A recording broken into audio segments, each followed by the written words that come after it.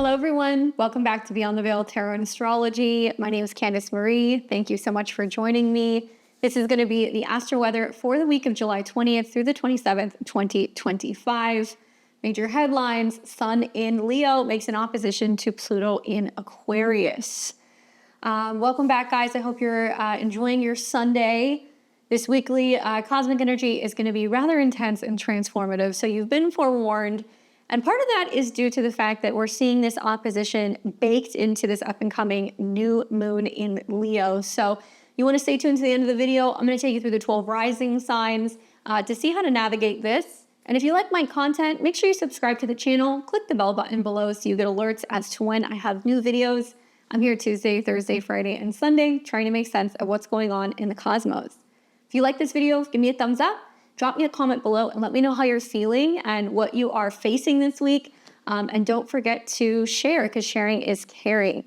Equally, Saturn is retrograde right now in the sign of Aries. So if you guys are interested, check out my Saturn in Aries bootcamp webinar.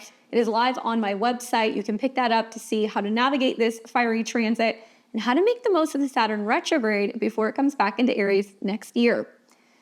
Also, just a few heads up before we get into the video this week. Just so you guys know, we do have new membership levels on my memberships. If you guys are not aware, I've got several different levels and I'm a full-time content creator. You guys should definitely check that out. So go over to my community tab, see the new posts about the levels, and you definitely want to check out the Daily Horoscope Club.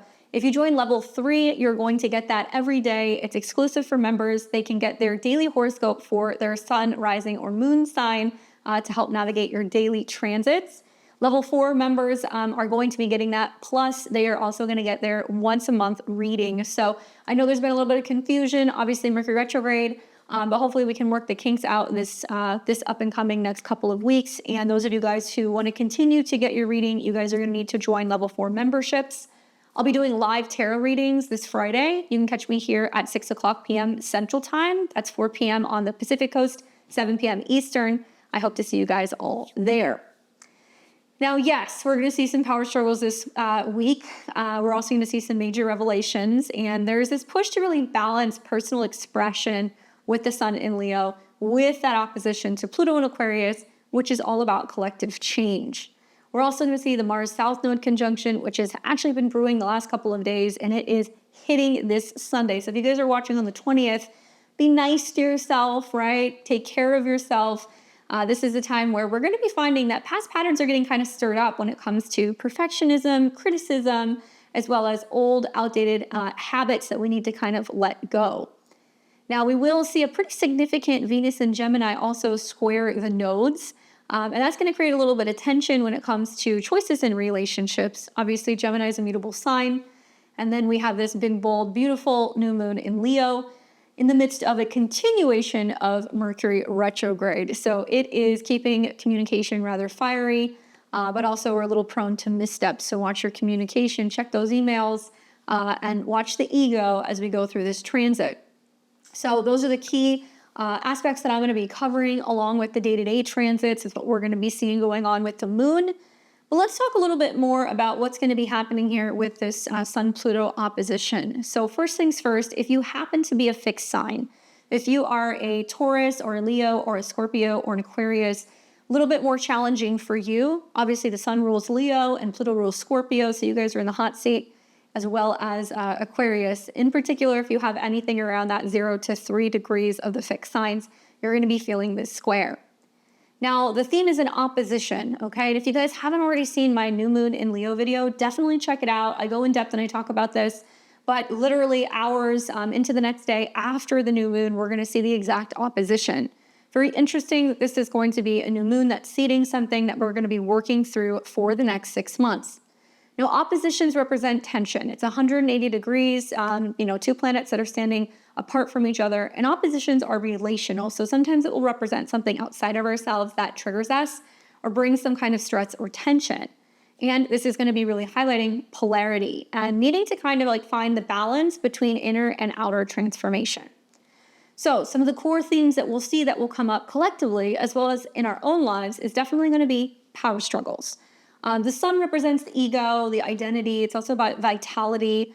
This can also be connected to leaders, strong, people in positions of power, creators, actors, famous people, children, right? Leo. So what we'll see is that this will be clashing with Pluto, which is like the big bad wolf in astrology. Pluto represents transformation and power as well as control. And Pluto is currently retrograde. So something I've been thinking a lot about is, Pluto retrograde. We're reevaluating the power of the collective. Saturn retrograde, we're reevaluating our personal boundaries as well as our awareness and our spiritual beliefs. Neptune retrograde. And they're aspecting each other. So this is going to be not just a new moon, but a solar transit that's really making a lot of aspects to all of the outer planets, sextile to Uranus, trines to Saturn and Neptune, opposition to Pluto. There's a lot of mixed bag opinions about how this is going to play out, but I'm feeling pretty confident after last week's video with some of the predictions that I made and some of the stuff that was going to play out that I don't think it's going to be as easy and as positive as some people think, unfortunately. And what this is going to do is it's going to highlight conflicts that is really about, conflicts between personal as well as, external forces. Maybe that's our personal will, our ego, and it's really forcing us to kind of look at deeper psychological drives. So it can kind of push collectively all of us to kind of see where the shadow is collectively, like where we're being challenged, what's challenging our joy, what's challenging also our creativity.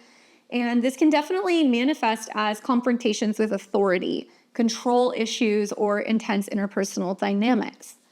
Now, the theme of Pluto obviously is about transformation and rebirth. That is the focus here. So Pluto is really pushing for profound collective change, Aquarius, but also change with the internet, change with technology, change with the future.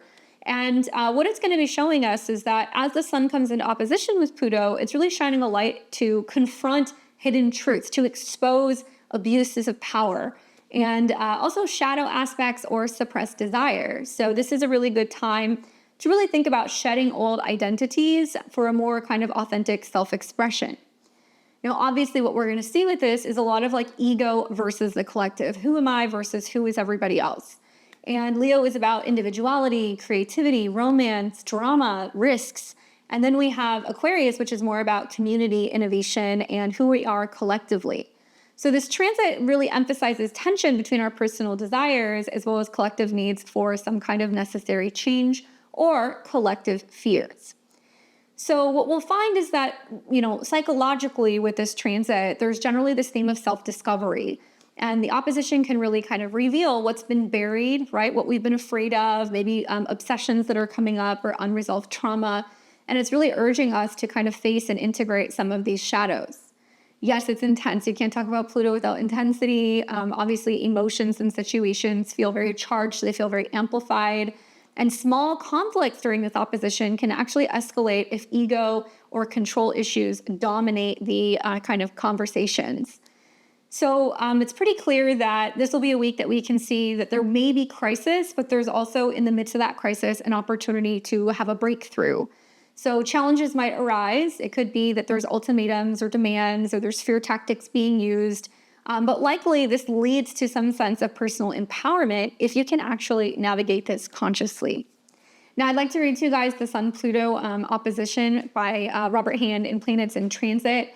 I also want to show you guys when this was seeded because the opposition is going to tie back to when the sun was in conjunction to Pluto and Aquarius. So this is tying back to January of this year. So it looks like the conjunction was happening right around January 20th, 21st, 22nd, just to give you guys some insight. Maybe there was some dramatic shift or change in the Aquarius area of your chart.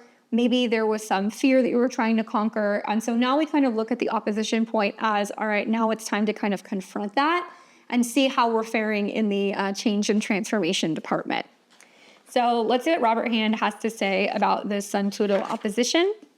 And equally, if you have a Sun-Pluto opposition in your chart, I would love to hear your guys' feedback on how it's manifested for you, maybe what signs and what houses it's in. It can give other viewers lots of context on how to navigate. So Sun opposition to Pluto. This transit indicates rather intense encounters with other persons and circumstances, which will reveal many aspects of your life that you may not have understood or may have chosen to ignore. In particular, the transit signifies that you may have a power struggle with others, especially if they're in authority.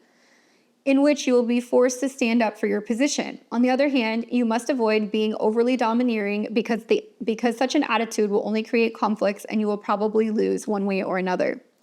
You may encounter breakdowns in your relationships, such as that you have to face the other person directly and forthrightly in order to get the difficulty out in the open. Only by thoroughly airing out the grievances and making everything very clear, it will be possible for the two of you to get past your grievances and establish a new beginning in your relationship. As with other Sun-Pluto contacts, objects and machinery can break down under this transit.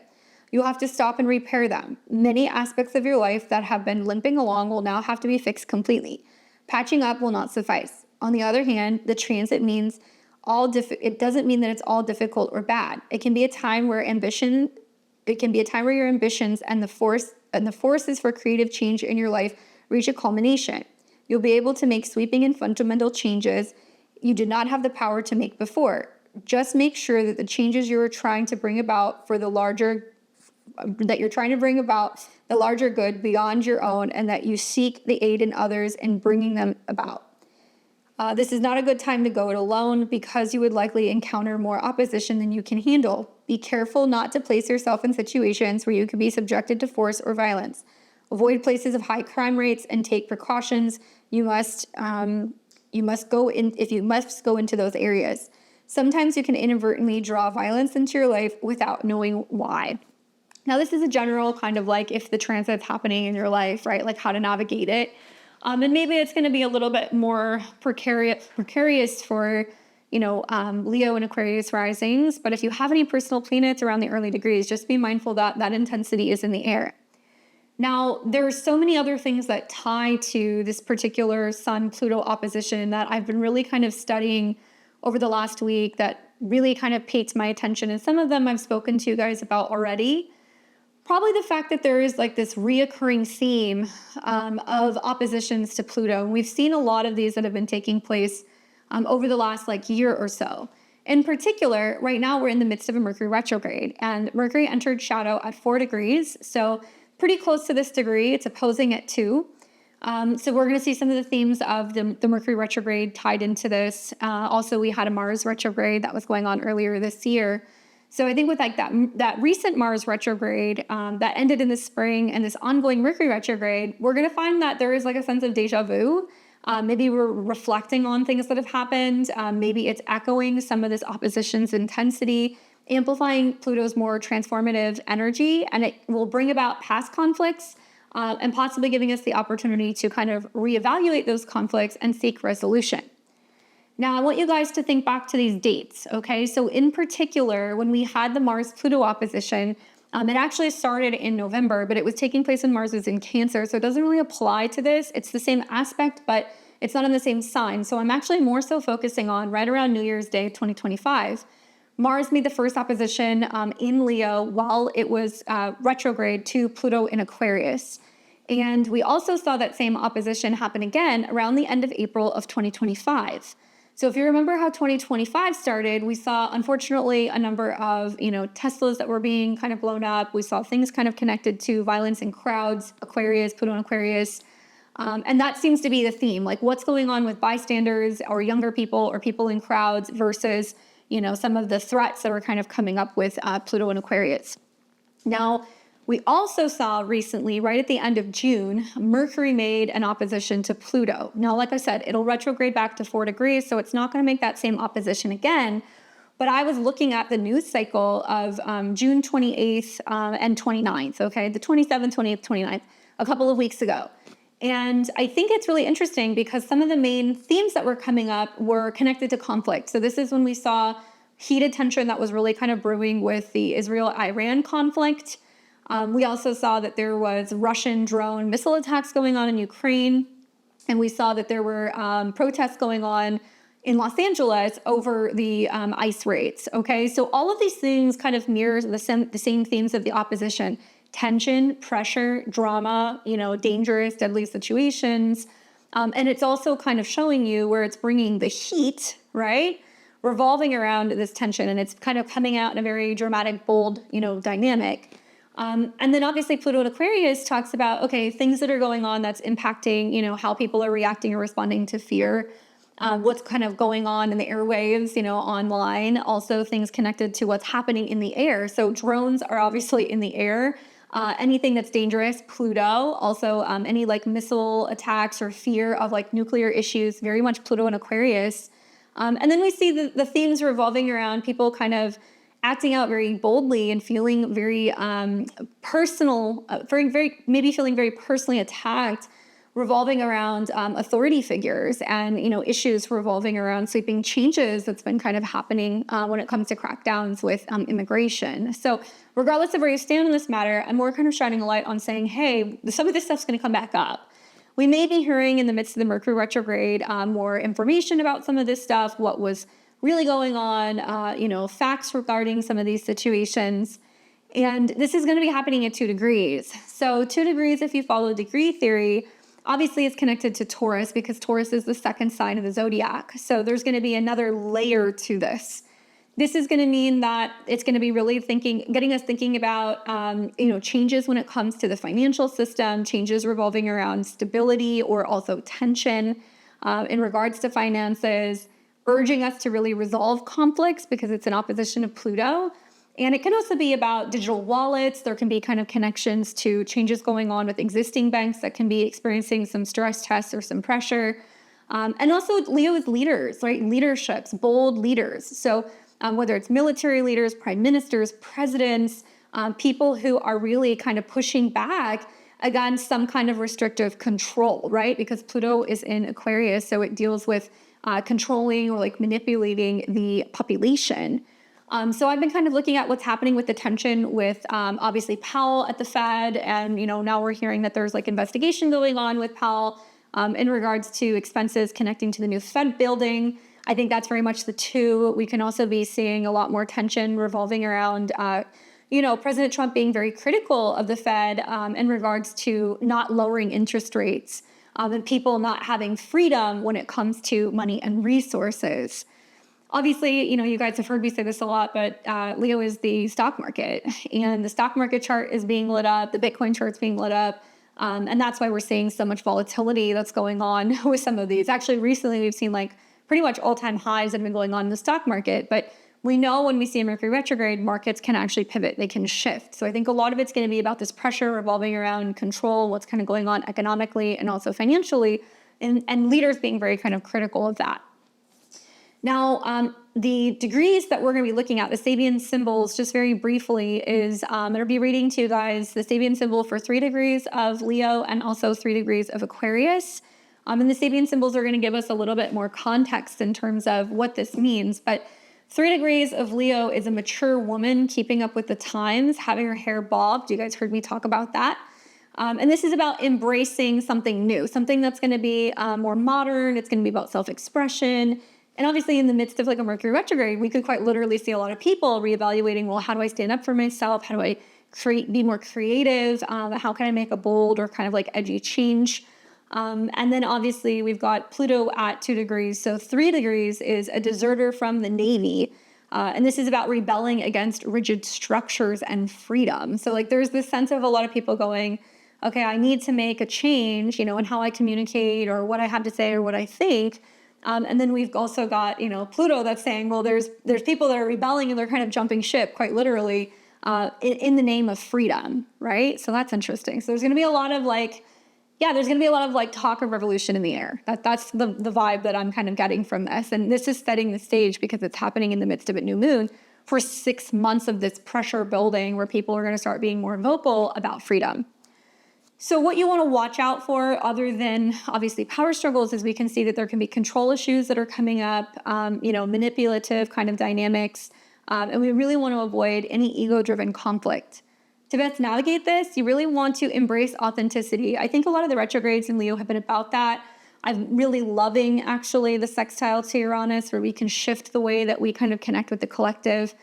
We can get more community organized and involved, and also the trines to Saturn and Neptune. While they are retrograde, a lot of people are really reevaluating, is this the life that I want to live? How can I be a leader in my own way? Where do I draw the line in the sand? And where am I really kind of waking up? I have found that it's actually a little bit easier to navigate some of the more malefic energies when they are retrograde, because everything it does not feel like there's as much pressure. It feels also like things kind of ease up a little bit, and sometimes stuff is revealed. So there is a lot of revealings that are going to be happening towards the end of July, where individuals, I think, are kind of waking up from this like false reality, especially when it comes to leadership. Now, in terms of, predictions for world events, I mean, obviously, this could go a number of different ways. A lot of other astrologers, I'm sure, are saying that this is like a very volatile week. I do think that this is globally going to bring up a lot of political upheaval. And this is like where, collective groups are actually pushing back against what can be like a leader. So, Aquarius can represent, anything connecting to Congress, anything connected to Senate. It can also represent global communities that are actually pushing back against some kind of like independent leader. But we can also say that there can be major leadership clashes, especially if they feel like they're being threatened, or if there's anything that's going on where they're being threatened to be exposed, or if there's like any exposés that can come out, which can very much happen in the midst of this Mercury retrograde. It's very dramatic. And we can also see lots of themes revolving around security when it comes to tech, as well as, I think, like disruptions with tech is pretty common also with Mercury retrograde. But like I said, revolution is very much in the air with the oppositions to Pluto. And a lot of people are going to be finding that they're kind of finding like that inner roar. And so they might feel inspired because of what they're seeing out in the world, where there's leaders or there's celebrities or there's creative people that are kind of standing up and pushing back against like authority and tyranny. Now, financially, it's a little bit of a mixed bag because for the most part, I think there's a lot of support actually with some of the trines that we're seeing to Saturn and Neptune, and obviously innovation with sextiles to Uranus and Gemini. But market volatility is pretty expected with most Mercury retrogrades. And I think that because this is at a degree that deals with money in the financial system, this is going to be about how leaders are either pushing for some kind of, systemic financial changes in the world globally. Obviously, Pluto and Aquarius can represent a reworking of wealth and power. Also where there is going to be major developments and changes and potentially like, the collective waking up and realizing over the next 6 months, there's new innovations in power, which could really disrupt financial systems or potentially even companies and stocks. So I'm expecting lots of power shifts happening, maybe unexpected policy changes. And this could particularly be connected to like crypto. It can also be, I think, just even more so highlighted this week in the midst of a Mercury retrograde. And when we see Venus come into the square with the North and South Node, because that Venus in Gemini represents a pivot, it's another option, it's another choice, especially when it comes to how you're storing your money, where you're putting your money, news that's kind of breaking that might kind of influence what direction certain stocks and markets kind of go. Now, we can see that there can be more protests or reevaluation of protests or return of protests, as well as social movements that are pushing for change. And obviously potential or explosive revelations that can kind of be coming up. Big news in Hollywood potentially, especially revolving around stars, and anything revolving around scandal or abuse is like pretty common. Now, if you guys don't follow me on X, you definitely should. You guys should go and follow me. I'm at BTV Astro. I've been pretty vocal out this last week about some of the stuff that's been kind of happening. So I have to kind of take a second to just really like be in awe of the astrology last week, because it's a perfect example, I feel like, to like teach astrology. So I just wanted to take maybe like 2 minutes of your time just to kind of talk about this for a second. So I've talked to you guys about the Mercury retrograde, and I've talked to you guys also about, some of the South Node Mars stuff. And I've also talked about how, Mercury is now governing Uranus, where there could be sudden things that kind of take the internet by storm, sudden changes in how we kind of communicate, and also changes in the narrative. It's also directly tied to Mars in the South Node, where there has been a sense of breaking off, cutting things off, changes with jobs, also maybe a tension or friction revolving around stuff from the past, or even tension with coworkers. That's one of the examples that I used last week. And so it's interesting because there has been 3 things that happened in this last week that is just perfect. So number 1, Mercury is now retrograde in Leo. I know you guys are already feeling it. We've been in the shadow for a few weeks. And obviously it's in a sign that deals with stages, right? Performances. It's also about concerts. It's about venues. Whether you're going and seeing a band play, or you're going to go and, watch something in a theater, or maybe you're going to a casino, anything like that. And so when I think about this, I'm like, okay, very interesting. Obviously everybody's talking about this like weird Coldplay drama. If you guys didn't see it, I'm very surprised. You must live under a rock. But there was like this CEO, and I think it was like the head HR of a company, forgive me, I can't remember the company, that was shown on like the big screen at a Coldplay concert. And they were like embracing each other. And then all of a sudden they freaked out and like, you know, the woman covered her face and he turned away. Come to find out, they're having an affair and they work together, right? So this is a perfect example. Mercury going retrograde in Leo is about something being exposed, South Node ruler, that happens at a show, okay? And what's exposed is connected to also the South Node Mars, which is potentially some kind of like unsavory, you know, connection or relationship. The connection's actually at 19 of coworkers, right? So it's quite literal. And of course, it happens at a concert. And then obviously we've got planets coming into an opposition with Pluto where the internet's extremely critical. Everybody's got something to say. You know, people are going in and spamming this guy's like LinkedIn and his professional pages. And you hear all this drama about like the wife and what she's doing and all of that stuff. Perfect example. Terrible thing to happen, right? But the South Node does not screw around. Neither do retrogrades. Retrogrades bring things up. And what's interesting is that it's also kind of like still an aspect to this Saturn and Neptune where now individuals who were hiding things, right, or concealing things, now it's being revealed. So that's number one.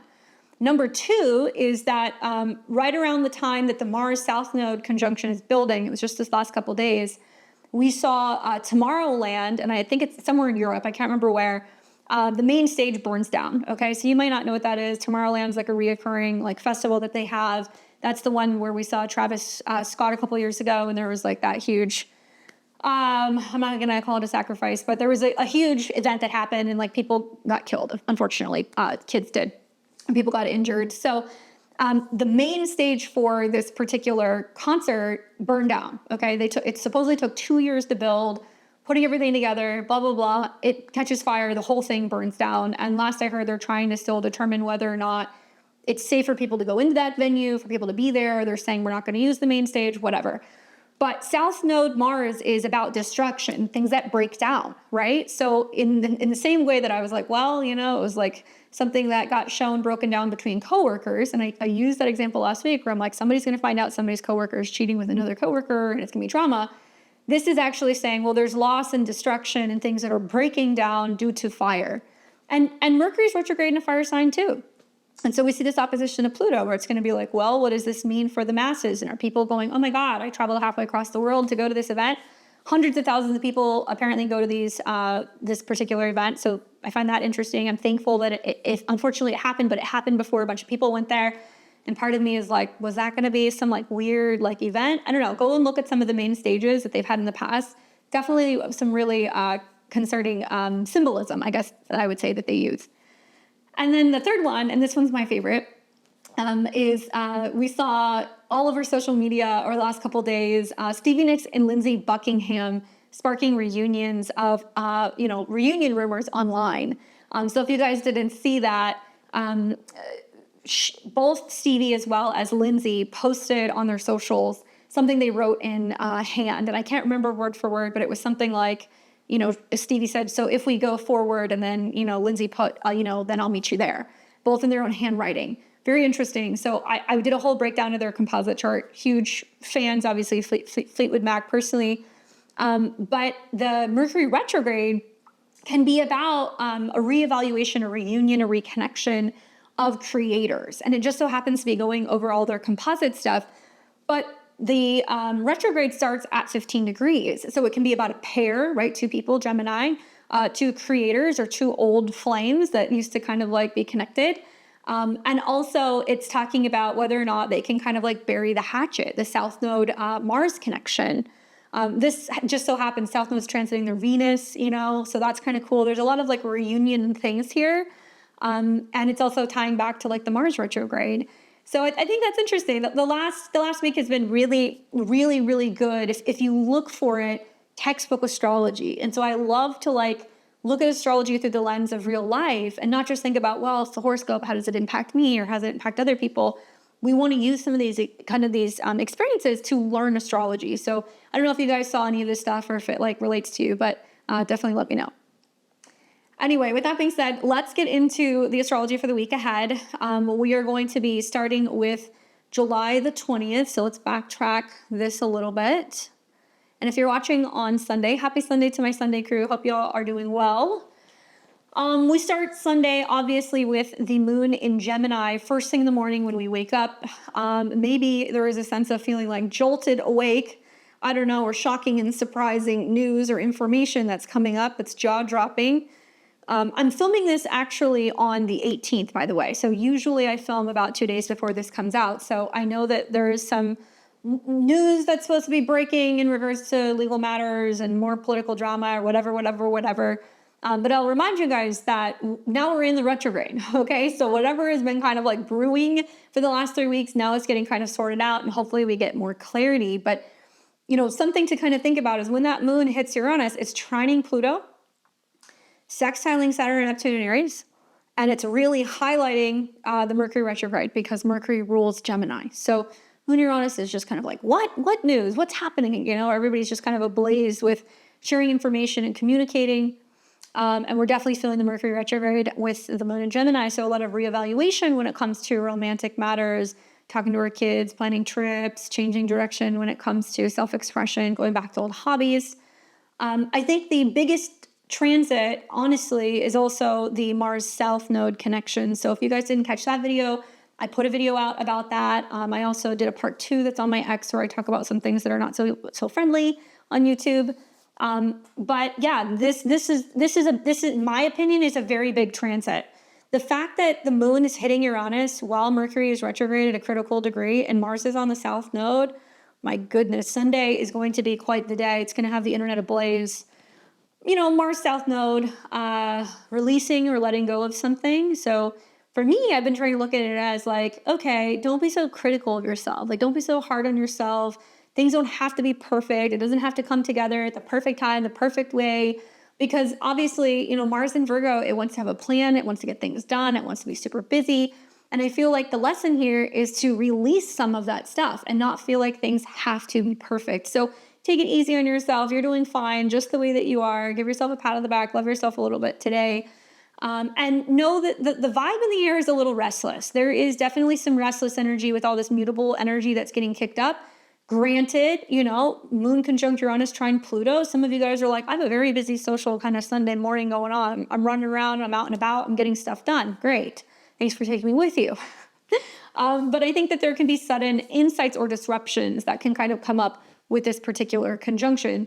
And I would say electricity could be an issue, you know, or power. There could be issues going on with fuse boxes, cars, you know, issues going on with communications. There could be some kind of outage that can be happening. Certainly with the Mars South Node too. It's like something gets cut or there's some kind of power issue.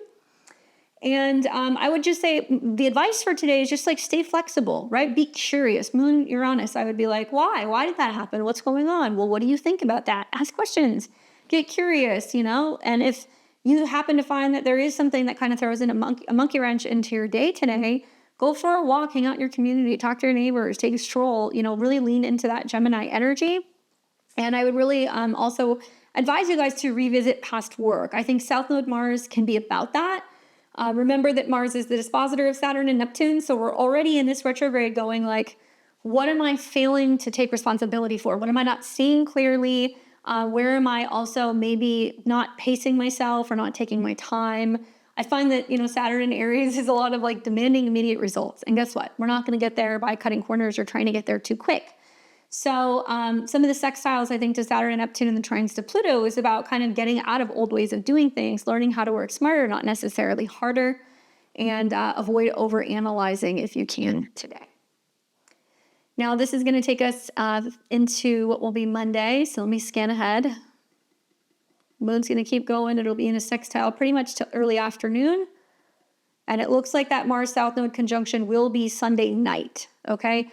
If you have any placements, 18, 19, 20 degrees of Virgo, be very careful. Be very careful with accidents. Be very careful with anything hot, with speed, any health-related matters. You know, Mars can be anything connecting to lasers or, you know, sharp things or whatever. Obviously, it's a Sunday, but I would be like, any medical treatments, you know, you got to look at your chart also. But anything like medically related, I'd watch out for. And because it's in Virgo. Military operations, mobilization we can hear, changes going on with military. I think a lot of the Mercury retrograde is going to be about leadership's changing direction, revolving around conflict and war. So I've been theorizing that, the Mercury retrograde is taking a different approach, or maybe finding ways to reconnect or find ways to, make amendments, or amends, I guess I should say, with, people who we're having conflict with, and maybe kind of de-escalate some of the intensity, or there could be renegotiations revolving around peace agreements. But leaders may change direction just throughout this Mercury retrograde in general. 19 degrees is a relationship degree. So we're going to see some relational issues out in the air, or some stuff coming up about relationships this week. People break up when you see Mercury retrograde in Leo, but usually those are just more casual relationships, or people are changing their mind in terms of what they want. Keep in mind, Mercury is also tied to Venus. So that's kind of expected, Sunday, Monday, maybe even into Tuesday.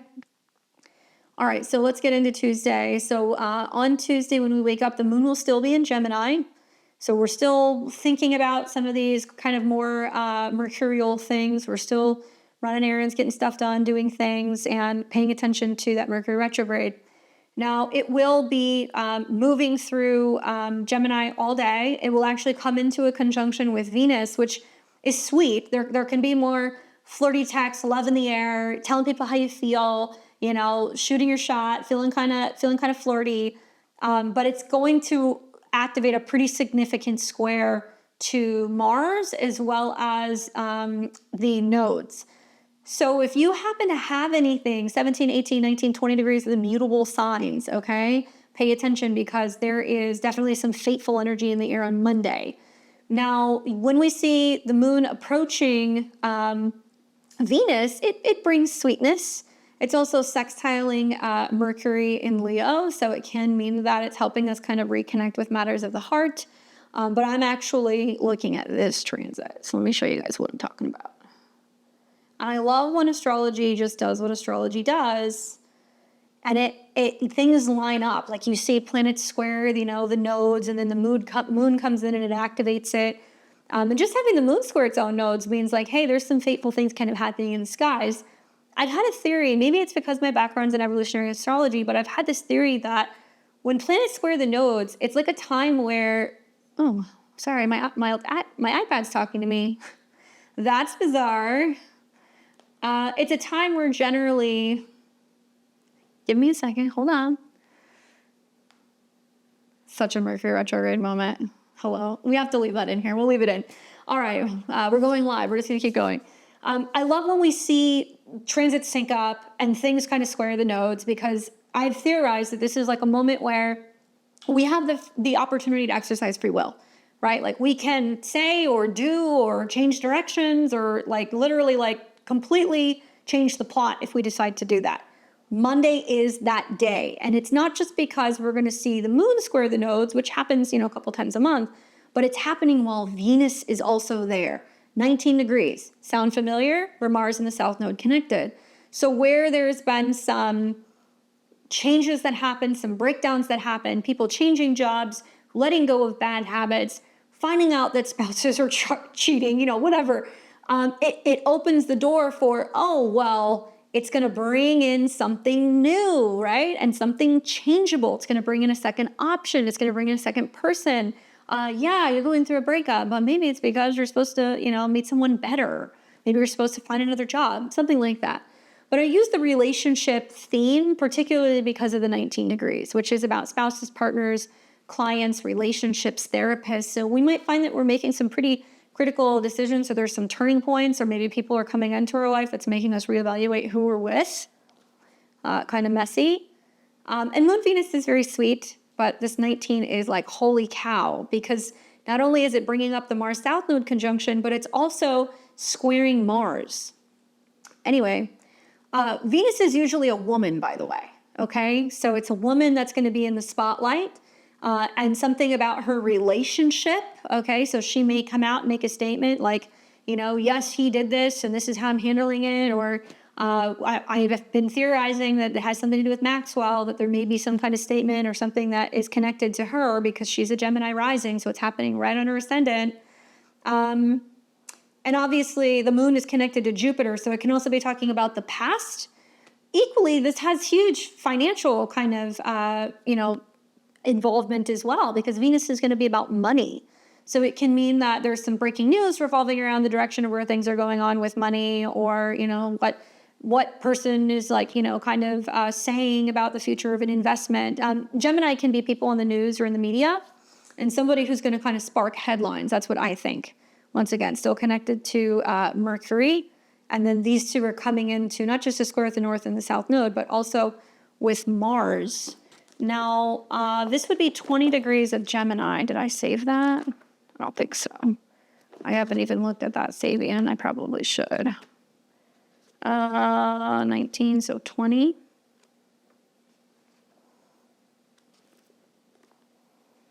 There you go. 20 degrees of Gemini, a cafeteria. The keyword is supply. The theme is full supply for here and now. The symbol speaks to the division of labor in any society whereby each individual benefits all the others by contributing his or her own special skills and talents to the pool of resources. The image of a cafeteria emphasizes abundance, variety, and importance of using discrimination in satisfying personal needs and wants. At its highest, it represents versatility, personal enrichment through full participation in give and take in situations of life. Watch for indecision, inability to keep long-term commitments. Very Venus and Gemini. The accent is on self-help. Everything you need is at hand. All you have to do is choose. Your greatest advantage lies in taking care of your responsibilities and being willing to ask for help if you need it. Guard against letting yourself get confused by the number of choices you have. Know what you want and don't dwell on trying to get things you don't need. I could see that indecisiveness definitely in relationships. Do I want this or do I want that? But also the theme of the cafeteria and the fact that Mercury is going retrograde, so it can be about changes when it comes to health and children. We might be hearing more about involvement where new education in regards to food, or programs connecting to feeding children, or education in regards to health and wellness. That could be a theme as well, and just education in general. But this is probably going to be a day where it's you feel like you're at a crossroads, and it's okay, well, am I willing to kind of, be open to a plan B and kind of cut ties with the past and maybe what I thought I wanted, and now I'm realizing that it doesn't have to be that way. And that could be preferences, relationships, finances, the list goes on. So I think that's the big transit, Venus square the nodes. And if you have anything in if you have anything in Gemini, 18, 19, 20 degrees of Gemini, this is where you're really going to want to pay attention. Mutable signs too. And maybe Taurus and Libra risings are going to find that there's a pivotal kind of turning point here. But yeah, watch for tension in relationships or decisions, overthinking your choices. Pause before reacting. Remember, Mercury's ruling this, it's retrograde. So it's about clarifying your intentions in relationships and communications or money. That's happening in the afternoon. Moon keeps going on. It'll come into a square early evening with Mars. And it's going to keep moving through Gemini into what will be the 22nd. So this will now be Tuesday.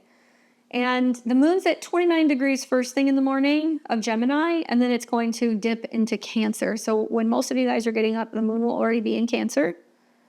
And when it goes into Cancer, the good thing is it's at home, right? It's in its home sign. But it's going to come into an immediate square with Saturn and Neptune in Aries. So we see this friction between what's safe, what's comfortable, what's familiar, what we've always done, what we've done in the past, home, family, domestic, kind of things, versus personal needs and confusion of what we need or what's best for us type of vibe. And then we are also going to see the moon continue to move through Cancer, coming into a conjunction with Jupiter at some point. So, a little tricky in the morning. I feel like a lot of us can feel like there's some emotional blockages or maybe some confusion, or we're don't really want to get out of bed, don't really want to go to work, want to stay home, especially with the moon in this sign. And it starts to move out of this square with Saturn and Neptune by the afternoon, okay? So the other big news that we're going to see this day is that the sun is now going to enter into Leo. So we're starting to feel the opposition to Pluto now. And what's significant about this is now that we have the sun out of Cancer, which has been much more emotional, kind of private, and it's moving into Leo, now it's going to have a much stronger impact on the Mercury retrograde because Mercury is in Leo. So now we're going to see it's more external in terms of its communication and being dynamic, and people are less moody or emotional or sensitive. Granted, moon that's going through Cancer. It's in a dark moon phase. So this is usually like that 24, 48-hour period where people are a little grumpy and we're clearing things out and things are getting kind of flushed out emotionally before we come into the new moon. So my thought is that the key transit on the 22nd is the sun entering into Leo. So if you're a Leo, happy birthday season to you guys. Obviously, this is going to be an interesting one, especially if you're an early degree Leo, because there's a lot of having to overcome challenges with other people this year. But I think throughout the Mercury retrograde, you guys are really kind of reassessing what your true values are. All right, so on Tuesday, watch for the emotional shifts. I think that home, and heart take key focus, and this is a bold new energy as the sun moves into this fixed fire sign. You might be feeling the need on Tuesday to nurture yourself a little bit more, maybe set intentions for creativity. Just avoid any impulsive, kind of arguments, because now we've got the sun that's highlighting the Mercury retrograde. Sun also is starting to come into a sextile with Uranus, which is nice. That allows us to kind of be more creative and kind of think outside of the box. And as the sun continues to go through Leo, you'll see it starting to come into aspects of Saturn and Neptune. So if we keep going, it looks like the moon's going to pick up a conjunction with Jupiter very late in the evening on Tuesday. So it looks like it's around 11 p.m. Central Time. So that's going to be around 9 on the Pacific Coast. That's going to be around midnight on the East Coast. Still pretty sweet, good emotional kind of connections and vibes. And this can also represent, people if they're traveling, they're catching a red eye, if they're doing some studying late at night, if they're just trying to do some kind of spiritual practice or something, you guys can do that. And then this is going to take us into Wednesday, which will be the 23rd. Now, the moon is still in Cancer, and as we're waking up in the morning, it is now starting to come into trine later in the day with the North Node in Pisces, which is good. And that means it's also going to be sextiling the South Node in Virgo, as well as Mars today. So not like any major transits on Wednesday. Wednesday's a little bit calmer, to be honest with you. I think that the energy feels like it's flowing, right? Like, having the moon in Cancer in conjunction to Jupiter still makes us a little bit more sentimental, emotional, soft, intuitive. And the moon trining its own North Node is about aligning our actions with higher purpose. But in order to do that, we have to feel our way into things emotionally. We have to tap into our intuition. Sometimes we have to rest. Sometimes we have to be really taking better care of our emotions or our home or our family. And we're a little bit more sentimental. Now, Wednesday is a day where you want to trust your gut. I think especially with some of the Jupiter conjunctions and some of the trines that you're going to be seeing, know that there is a little bit of friction in the air because we do see Venus coming out of a square with Mars. It was happening much earlier in the morning. Stress and tension between relationships. Venus in Gemini wants choices. Mars in Virgo wants plans. And you're probably still grappling with, well, there's a lot of changes going on with me and my romantic partner or this person I'm seeing, or there's some confusion revolving around, making schedules for my kids or, making time for fun. So that can be a little bit more tense, and it's at a 21. So it can also mean that there is some conflict coming up revolving around cultural things or stuff connecting to travel, which is in the air. Mars conjunct the South Node, I think, can bring some travel issues. Mercury retrograde, I think, can bring some travel issues. So this is still kind of coming off of like some of the transits that we're seeing over the weekend. My thought on Wednesday is, like I said, trust your gut. Really, focus on maybe taking practical steps forward towards your goals. Listen to what your intuition's telling you. And as we go throughout the day, we're going to see the sun hit 1 degree, and it's heading towards a trine with Saturn, but that looks like that's going to be more on the 24th. So let's move to there. And first thing in the morning on the 24th, still in the dark moon phase, we're getting ready to come into the new moon. Now the sun does trine Saturn, okay? I like that. And it's at a 1, so it's very much like needing to take bold action creatively in terms of our heart's desires when it comes to our happiness, our joy, and kind of committing to that. I think the retrogrades have been about that as well. So Sun trine Saturn is the day where we feel like everything's kind of coming into place. You're still going to get that with the new moon too, by the way. So you don't have to just do something like necessarily, first thing in the morning on the 24th. You're actually not going to see the new moon for a couple more hours. Now, the sun is also starting to come into a trine with Neptune, and you'll see during the new moon, when the moon goes into Leo, it's starting to trine all of that stuff, which is, I think, one of the beneficial things about the new moon. And we'll also see the moon make aspects to Uranus. So let's look at that. Now, the moon is in Leo, the sun is in Leo, Mercury's in Leo. So that's a very bold, dynamic kind of vibe. And as the day goes, we're building into what's going to be the new moon, which looks like it's going to be happening in the afternoon.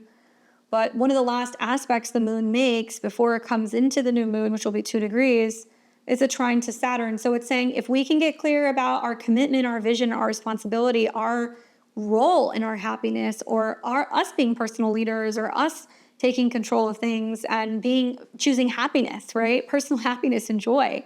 And if we can dream it, trine to Neptune, then we can do something new. We can create a better world. We can create a world where it's not all doom and gloom. And that's the opposition to Pluto. Just because the news is constantly playing stuff that's like, scary and heavy and terror related and drama related doesn't mean that you need to partake in that. And I think that's part of it. It's like, that's not my reality, or I'm not getting sucked into that, or I'm not going to, give energy to that. I think is part of the opposition. Equally, I think part of the transits that are kind of setting up here is, really saying that this is a very bold new moon, because right after the new moon, then you see the sun coming in opposition to Pluto. So that's going to be a couple hours later. So you have the new moon in the afternoon, mid-afternoon, and then when the sun hits 2:35, then it opposes Pluto. So that's going to be overnight, very, very late on Thursday going into Friday.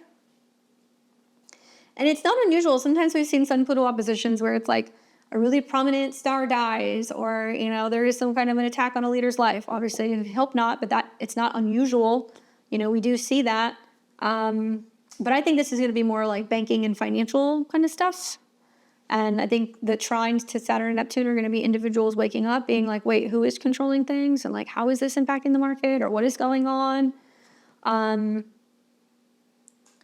Just some of the news coming out with Bitcoin, where there's been a lot of speculation whether or not the reserve, if they're actually selling the reserve coins for the United States. And I wonder if there's something tied to that, because to me, it's about like authority and control over that, and whether or not we're seeing the big picture. I don't know. I wonder. So as we go into the 25th, just know that the new moon on Thursday, which is the 24th, is very bold. This is about creative new beginnings. There will be those intense undercurrents of change. My advice is set intentions for self-expression, confront fears, avoid power struggles, take a breath, and remind yourself that you create your own reality. That's very Saturn, Neptune, and Aries. You create your own reality. Are you going to turn it into a tragedy, or are you going to turn it into a drama? Or are you going to turn it into a comedy? What is it that Steve Judd says? He's like, where there's humor, like negativity can't thrive or something. I think he says something like that, which is so true, especially with some of the, sextiles that we're seeing to Uranus and some of the other aspects. It's really going to be what we make of it, and if we're going to kind of get swept up in some of the drama. Okay, so keep moving. So now this is taking us into what will be Friday, the 25th. And the moon is still in Leo. And so now this is like, this is still kind of in the new moon energy, right? The sun is no longer in direct opposition to Pluto. Now the moon is growing. This would be a better time to do your new moon intentions, I believe. And or you wait until the moon's coming into conjunction with Mercury, where you're going to get some little insight or some little tap from the universe that's like, hey, this is what needs to go in order to be happy. Like, this is what needs to change, or this is where you need to rearrange things, or maybe tweak some stuff. Moon is emotions, right? And when the moon's in Leo, emotions in action. Those of you guys who are Leo moon, you know what I'm talking about. You guys are you're gonna put on a show. And as it connects with Mercury, there's no major aspects going on, but I think that this is significant because it's about reflecting, revisiting, maybe your creative plans, your hobbies, old, romance, old partners. Maybe this is when people are hearing from the exes. It's pretty common with a retrograde like this, or you're reevaluating your personal plans. Maybe I would advise you guys, I think on the 25th, on Friday, to just double check your communications, journal your thoughts, stay patient, and watch for some pretty dynamic conversations and communication, because this is going to happen around 10 a.m. Central Time. So that's like around 11 on the East Coast. It's going to be around 9 on the Pacific Coast. But this is also about big announcements from leaders, and it's at an Aries degree, 13. Okay, so what leaders are having to say about change in direction? You know, are we going to hear that there's some kind of, like peace agreement maybe, or people who are willing to sit down and talk and not be so hostile or argumentative, or they want to diffuse issues? I hope so. I really think that that's possible. But there could also be a lot of like change in direction in communication. You know, I think it's pretty fair to say that there's been a lot of like all over the place with, media and communications and denial of documents, or that things exist or that they don't exist. Maybe we're going to hear more about this around the 25th. You know, this is President Trump's, ascendant. He's a Leo rising. It's in the 12th house Placidus, but it's happening very close to, I think it's his Pluto. So there's definitely going to be like a lot of like back and forth in regards to some of this stuff. I think it's his Pluto. I'll have to double check. He's got a planet there. I don't know. I don't remember which one it is. Maybe it's his Mars. All right, moving on. So we're going to continue going through the 25th. And I would just say, double check all of your communications this day and pay attention to communication kind of later in the morning. There's going to be something coming back up. And maybe this is kind of showing you what needs to be changed throughout the retrograde. And that's really significant too, because the moon's hitting the degree that it retrograded in. So it's a good day to kind of wrap up or tweak or fix projects, reconcile even. And then the moon's going to keep doing its thing. So it's going to keep going through Leo, and it looks like it's going to come into a sextile with Venus overnight. Okay? Taking us into Saturday the 26th. First thing in the morning, moon in Leo's trining Chiron, so opportunities for healing wounds. Childhood wounds, right? Issues with romantic vulnerability, love, personal self-expression, healing through art, healing through music, that kind of stuff. We also see the moon still kind of in a sextile to Venus. So Saturday morning looks pretty sweet, to be honest with you. It looks like there's a lot of opportunity to kind of overcome some of the stuff that we've been dealing with, which is nice.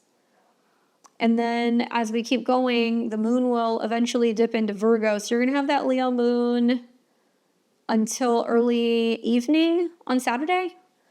And when the moon goes into Virgo, it's bringing the attention back to Mercury. Isn't that interesting? It's like when the moon's in Gemini, hi, Mercury retrograde's raging. Moon goes into Virgo, Mercury retrograde's raging. The other thing that I kind of think about is like, this is eclipse territory, guys. Okay, we're coming to the tail end of July now.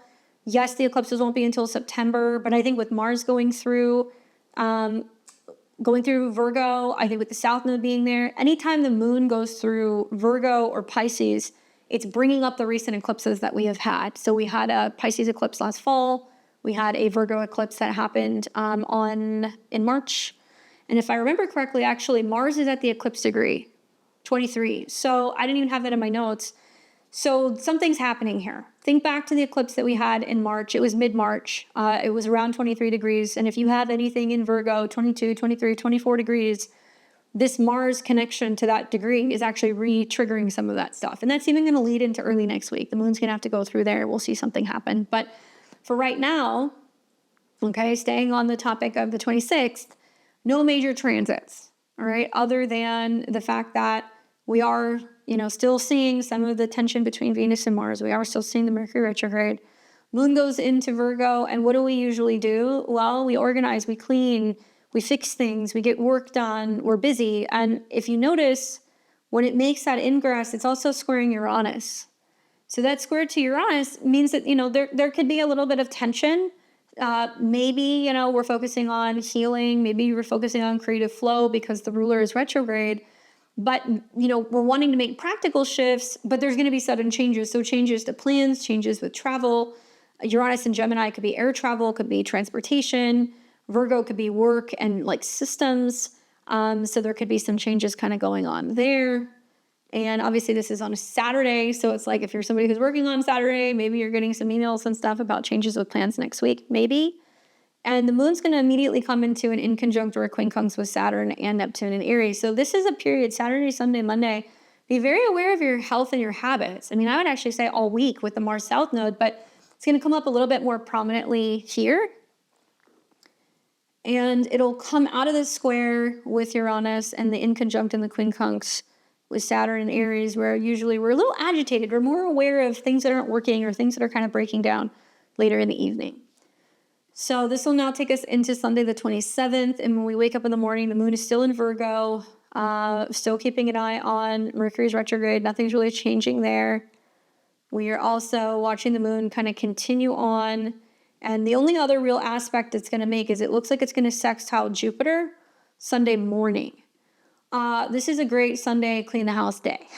You know, Jupiter in Cancer is like, how can I make the house feel more pleasant and vibey and expansive? And the moon's like, I know what we'll do. We'll clean, we'll organize, we'll purge, you know, we'll get things in order. We'll clean out closets. We'll, you know, put labels on things, whatever.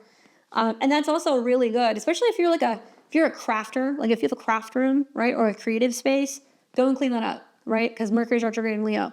Your kids are getting older. You need to get rid of old toys. Great. Go and donate them to people who could use them or get rid of them, recycle them, whatever. This could also be a time where you have a garage sale, right? Clearing out the house.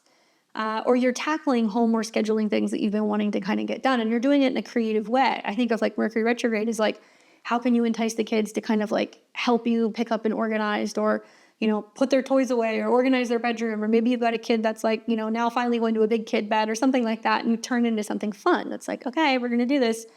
And you find a way to get kind of creative with taking care of business, basically. So Sunday to me feels pretty productive. It's pretty optimistic, honestly. The focus is really going to be on growth and obviously details. Details are going to be a big thing with the moon in Virgo. Great day to organize plans. Obviously nurturing connections with the sextile to Jupiter. And also just staying open. I think the whole theme of the moon coming into square with Uranus now is like, let's find a different system or a different way of doing things, which I have definitely seen happening since Uranus went in Gemini. I've also seen that a lot with the South Node in Virgo. Maybe the Mars South Node is helping. And that's pretty much it. You know, you guys will find that it's going to be definitely a little bit trickier to navigate going into what looks like either Sunday night or Monday morning. Okay, we'll get into this next week, but it looks like when we're waking up Monday the 28th, South Node moon, conjunction to Mars, there's definitely some sparks and some intensity next Monday morning. So get things in order early if you can. Do your meal prepping, confirm your appointments, all that stuff. Do that on Sunday, because Monday morning is going to feel a little hectic and a little chaotic, especially with that activation of the eclipse degree Mars. So to show you guys what I'm talking about, I usually have a pretty good memory, but I think 23 degrees is where we had that eclipse. So let's go back in time. Yep, 2356. Okay, so this was an eclipse that we had, a lunar eclipse in Virgo, South Node moon. You guys remember, everybody was emotionally kind of going through it. And this is right when the ruler, Mercury, was stationing retrograde with Venus. Spring was when there was a lot of disclosure about the pandemic. That's all I'm going to say about that. Information coming out in regards to that. We also started seeing lots of information about job layoffs and things changing with, job numbers, and that kind of stuff. So there is some reactivation kind of going on there. So 2356. So we're going to see, when does Mars hit that exactly? 2356.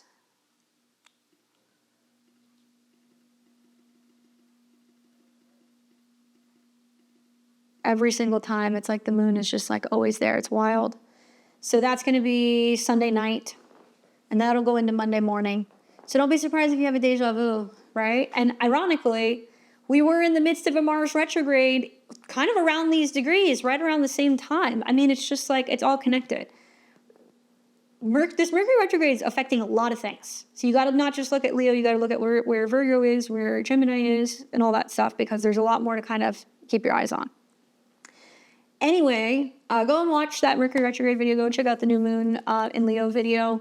I'm going to show you guys just really more so focusing on the Sun-Pluto opposition, because even if it wasn't a new moon, that new moon is going to definitely plant this seed. So if you look at this, it'll be 2 degrees. Okay, and that's the opposition. So that's really kind of hitting on the 24th. You might feel it a day before, you might feel it a day after. And what you are having to overcome, or what kind of challenge is kind of coming up with the Pluto in Aquarius. All right, so I'm going to show you guys really quickly the 12 rising signs for this transit. I think I talk about this in the horoscopes too, if you guys haven't seen the horoscopes. And as a reminder, I'm a Western astrologer. So that's the kind of astrology that I like to practice. I recommend listening to your rising sign first, because that's going to tell you exactly where you're seeing the opposition. You can also listen to your sun sign. I would, because the sun is opposing Pluto. You actually might find your sun sign really resonates, as will your moon sign. Moon is your emotions. Both of these are opposing. So listen to all three. But listen to your ascendant first. And if you're a Placidus user, look for where 2 degrees of Leo is in your chart. You might have to listen to another rising sign horoscope. Okay? All right. Fixed signs, pay attention. Pluto, obviously connecting to Scorpio, pay attention. And if you have anything like 0 to 4 degrees of the fixed signs, Godspeed, because it's definitely going to be like a 6-month process of kind of working through this. All right, so let's start with my Aries and Aries rising. All right, Aries, at least you have some support, right? You've got some trines to Saturn and Neptune, and it's all like what you make of it. That's really how I see this. Sun is in your 5th house, and it's opposing Pluto and Aquarius in your 11th house. All right, so the sun rules things like creativity, children, romance, self-expression, hobbies. Pluto in your 11th house represents your community, and it's also goals. So the sun in the 5th house trining Saturn and Neptune, you're shining, and like there's a sense of like feeling like, ooh, should I be dimming my light? Like, what are people going to think? Are people going to be kind of like critical of me? And this is really about balancing your personal passion with group dynamics. And like haters are going to hate. That's what's going to happen. But a lot of this is about you going like, I have to do what makes me happy, or I have to shine, or I have to create something because this is what I'm meant to do. So I'm predicting that, creative projects can face a little bit of resistance. Social circles can shift. There can also be some changes in dynamics going on with your love life. But really the theme here is to express yourself authentically and avoid controlling other people, but also avoid being controlled. I think that's kind of like the lesson here. Are you creating for the sake of creating, or are you kind of placating to the crowds? And if you're doing that to make friends or other people happy, it may not feel as authentic, right? Anyway, lean into some of those trines with Saturn and Neptune. I think that's really going to help you. All right, Taurus and Taurus risings. How's it going? You guys are like, I'm over this Leo energy, I'm sure. Taurus, you've got the sun going through your 4th house of home and family and roots, making an opposition to Pluto and Aquarius in your 10th house of career and reputation. So this could also be status, all right? So when we look at this, the sun rules your 4th house. So it's like your home, your property, your family, maybe one of your parents, and then the opposition to Pluto, which rules your 7th house of relationships. It's like your relationship to, your career is feeling challenged by, some changes that are happening at home or with kids or with a romantic partner you live with. And this is really about home versus career and power struggles. So you can find that there's some family tensions or workplace transformations. This is about grounding yourself and releasing outdated ambitions. I think that especially if you have early degree Taurus, your sign is about pleasure and security and stability. And I think right now there's a lot of like, where do I need to bring my attention back to home and like really get things structured so that way I can make the necessary changes or see the growth that I actually need to see professionally out in the world. And so I know some of you guys are packing up and moving and you're going to be starting a new job, or you're saying, hey, actually I'm quitting my job. I'm going to be spending time at home, or I'm dealing with a family matter. And a lot of this is good because some of the trines to Saturn and Neptune, I think really for you, we're saying it's about time for pause and reflection. And it's okay to kind of take a step back and kind of integrate some of these changes and look at kind of like the bigger picture and the lessons that you're getting throughout this particular transit. Good luck. Gemini and Gemini rising. What's up, Gemini? You have the sun in Leo in your 3rd house in opposition to Pluto in Aquarius in your 9th. Definitely think it's a little bit easier for you to navigate, Gem. You've got some support that's kind of happening here, even though the opposition is uncomfortable. Pluto is trining Uranus in your sign, which means the more that you're kind of like flying your freak flag or being hopelessly and unapologetically yourself, the more that you're able to kind of embrace traveling, learning new things, having freedom.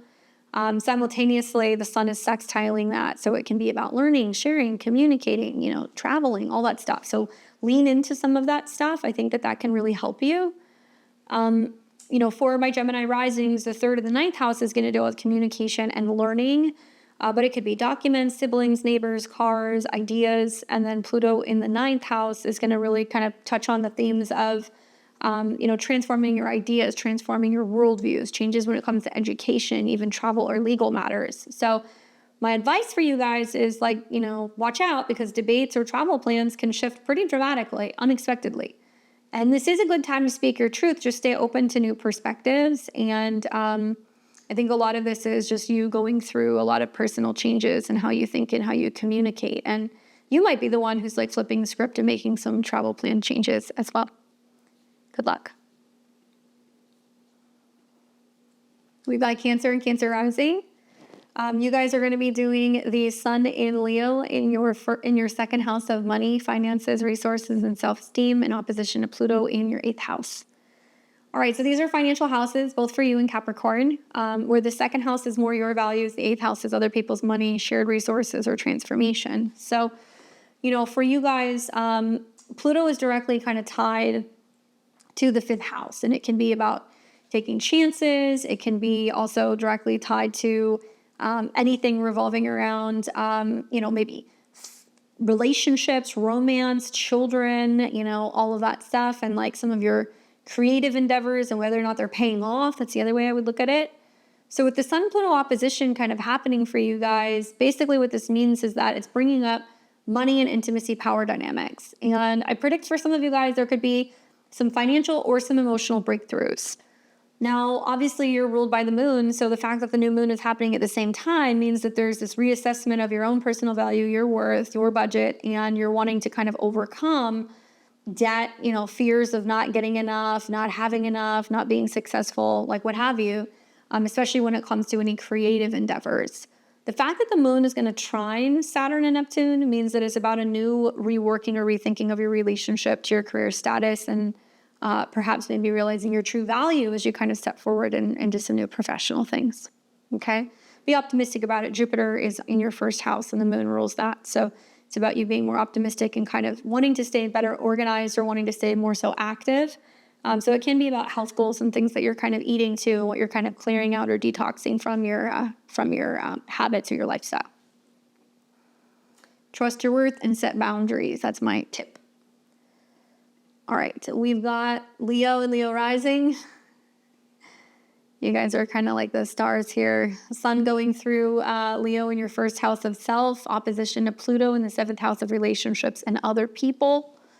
Obviously, the Sun rules you. Pluto is going to be dealing about home and family matters or things connected to property, real estate, or the past. So, I look at this and I'm like, well, you're definitely going to see some personal identity versus partnerships dynamics. Whether this is with a therapist, a romantic partner, a spouse, a client, a friend, Aquarius, there's definitely a little bit of a showdown where you're reevaluating and reassessing what you recognize you need. And you may be less consumed or concerned whether or not somebody else is going to be receptive of that. Or you might be seeing that there's a partnership or a friendship that's resisting change. It could also be about confronting issues with relationships with family or roommates, because Pluto rules your 4th house. Getting it out in the open is very much the 7th house. So when I look at this, it's going to definitely be bringing up some intense relationship dynamics. Breakdowns, but breakthroughs can happen here as well. And I would say right now you're in a phase where you're going, I really want to embrace authenticity. I really want to do what's best for me. I want to avoid power struggles, but if putting myself first causes some drama, that's a you problem, not necessarily a me problem. Good luck, Leo.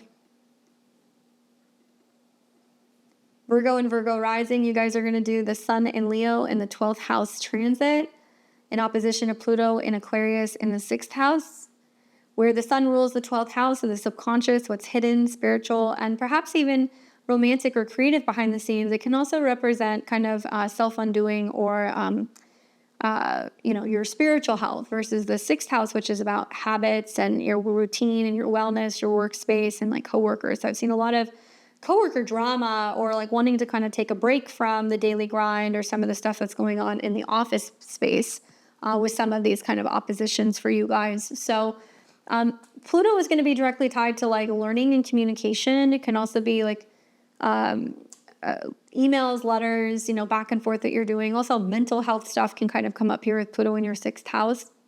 And so I think for a lot of you guys, the theme is going to be inner transformation and how that's kind of taking place because of changes and transformations in your daily routine. So the inner transformation might change the way that you're working or looking at your health or looking at your habits. More rest and recuperation can actually show you whether or not you should be working on a certain job, or if you do need to make changes in the office space or with your schedule.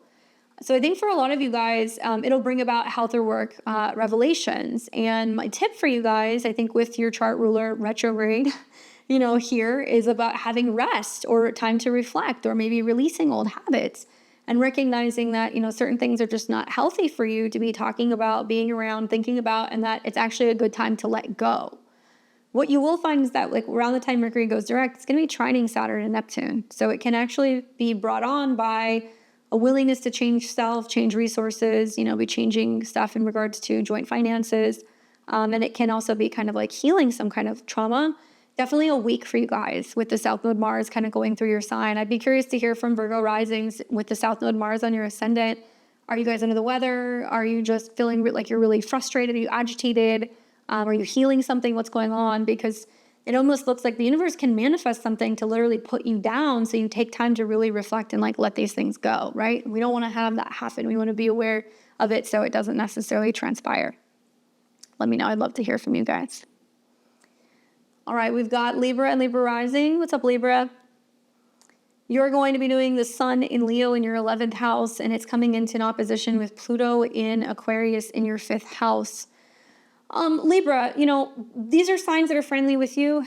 Obviously, Leo sextiles your ascendant for your Libra rising. Pluto trines you, and you've also got Uranus kind of in the mix. So it can be easier to navigate. But in the similar kind of way that I said to Aries, where I was it's about creating and sharing with other people, the 11th house is your community and your goals. So whether this is your friends, your professional networks, your YouTube audience, who watches your stuff, whatever, this is about your interaction with other people. And obviously that's under construction in the midst of a Mercury retrograde. It's opposing Pluto in your 5th house of creativity, self-expression, joy, and children. So there's definitely this theme where you're okay, there's group dynamics versus, personal expression. And the group dynamics thing is getting kind of reworked. You're supposed to be asking yourself, is that having too much of an impact or an influence on whether or not I'm happy, what I create, what I'm doing? And Pluto represents money, right? So Libra rising, or making a lot of changes in my channel, trying to kind of get feedback from you guys. You've been really great. So thank you, about formats and content, things you want to see. And it's me kind of going okay, I want to stay true to what I want to do, but there's room for changes, and change can actually be good, and not being so rigid about, how I create and what we do for the channel. So I think that really the tip I would give you guys is stay social, watch for the creative power shifts and maybe people telling you what you should or what you could or what you can't do, and collaborate with other people, but stay true to what's going to make you happy, or stay true to your vision. Certainly some of the trines to Saturn and Neptune means that you can be getting good advice from partners, relationships, spouses, whatever, and how to navigate some of the stuff that can be kind of going on. If there's some friendship drama, maybe that's brewing. Good luck, Libra. Scorpio and Scorpio rising. This is definitely impacting you, as Pluto is one of your planetary rulers. Scorpio, you may feel like you're getting kind of raked over the coals this week. I think between the opposition to Pluto, where there's definitely home and work tension, and then the fact that Mars is conjunct the South Node, which can also kind of knock the winds out of your sails, where you're I need more of a social life. I'm not connecting with people. I'm feeling kind of isolated. Take it easy on yourself this week. Obviously the 10th house deals with your career, your work, your reputation, your status.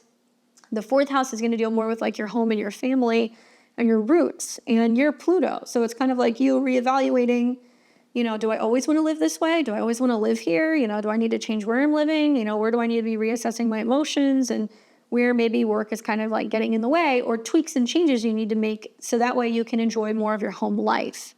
Obviously, dealing with family dramas and home dramas and stuff can kind of happen with Pluto there as well. So the themes here is career ambition versus family dynamic, and what's going to give. At this point in time, I feel you've gotten the message, right? You've seen Mars, your chart ruler, go retrograde through your 10th house of career. You've seen Pluto oppose it. Now Mercury is retrograde. It's almost the universe keeps saying to Scorpio and Scorpio risings, buck up. We don't care what's going on in your life. You need to get out there and get on stage and be seen. Keep going. Don't stop. And I think a lot of that's because, the universe also knows with the trines to Saturn and Neptune that you're going to have to work harder. But next year, Jupiter will be going into your 10th house. You're going to see a lot of success in your career. So the universe is doing this or continually rerouting you because it wants you to find something that's going to bring you better home life balance. But it hasn't felt like that so far, I'm sure. I predict that this can show you this week that there is professional or home life upheavals and something's got to give. Only you know which one it's going to be. Is it going to be work or is it going to be your home? The key here is to balance ambition with emotional security, and it can't be all ambition and no focusing on your home life, your emotions, your family, learning to kind of disconnect and disengage when it's appropriate. And some of you guys might be doing that actually with Mercury retrograde. There can be a sense of being like, actually, I'm taking a step back. I'm going home. I'm visiting family, right? Pluto retrograde in your fourth. That can happen. But watch for some of the intense dynamics between the two and issues, obviously, with power and authority at work or at home. Good luck. Sag and Sag rising. What's up, Sag? You're going to be doing this Sun in Leo in your 9th house in opposition to Pluto and Aquarius in your 3rd. Obviously, the 9th house deals with teachers, law, legality, traveling, your belief system, your way of looking at the world. And it can also be about optimism and adventure. And that's hitting a little bit of a snag this week as it opposes Pluto and Aquarius in your 3rd house of communication, learning, the mind, siblings, your community, anything like that. Now, Pluto rules the 12th house of self-undoing. So this can be about the things you think about, the things that you say that can make you less optimistic or, lose belief or faith in something or someone. This is also about expanding your beliefs versus local connections. And so some of you guys are feeling like, well, I actually need to get out of town, or I need to go somewhere, or I need to do something. And that's feeling kind of thwarted or challenged, or there's some unexpected kind of challenges coming up with learning or traveling. Maybe shifts in your worldview or your communication style is likely this week. I also think that, there is some support, but for the most part, Jupiter's like the Lone Ranger, your chart ruler in the 8th, where Jupiter going through the 8th house is there is going to be some pretty significant changes financially or emotionally or with your home, but it's not making any aspects to anything right now. So if anything, actually, in recent weeks, it's been in conjunct or quincunx Pluto. So now you're kind of reconciling with some of these changes in your beliefs or your communication style. Stay curious is something that I would say, avoid arguments, especially over like dogmatic topics. And watch maybe for some of the challenges or hurdles when it comes to travel or education, but you're overcoming that, I believe. Good luck. Capricorn and Cap rising, you guys are going to do the Sun in Leo in your natal 8th house, opposing Pluto in Aquarius in your natal 2nd. Very similar to Cancer, lots of financial stuff kind of going on for you guys. Obviously, the Sun does highlight other people's money, inheritance, taxes, intimacy, endings, and beginnings. While Pluto, transforming your financial self-esteem and security house, is directly connected to your goals, your allies, and your friends. So there can be lots of fears and frustration around money or resources or values that can be coming up. And I think for a lot of you guys, it's like power dynamics in money or intimacy, dealing with debt and other people's money, whether or not you're getting paid back, you're being refunded, you're paying off your debt, if you're negotiating a settlement or like a tax-related matter. And all of that is just very, very obvious in your chart that it's about overcoming some of these things and reaching your goal, right? What works in your favor is that while this is happening, the Sun is trining Saturn. So especially for home family matters, it looks like something is coming to an end in these topics. And it's also making a trine to Neptune. So I think it's helping dissolve old emotional family issues, trauma, releasing grief or anything like that, if that's been kind of going on with home and family. My advice for my Capricorn risings is just watch out for the power dynamics in money and intimacy and know that there's major transformation coming either financially or emotionally. I think for a lot of you guys, it's trusting your instincts, right? And I think also it's going to be about setting clear boundaries with other people about what you can and cannot give or what you feel owed. Anyway, I hope that's helpful. Good luck. Aquarius and Aquarius rising, you guys are going to be doing this Sun-Pluto opposition, obviously, in your and your opposite sign. Pluto continues this retrograde through your 1st house of self, where you're reevaluating your personal power, anything connecting to your body, your career, and also just major transformation.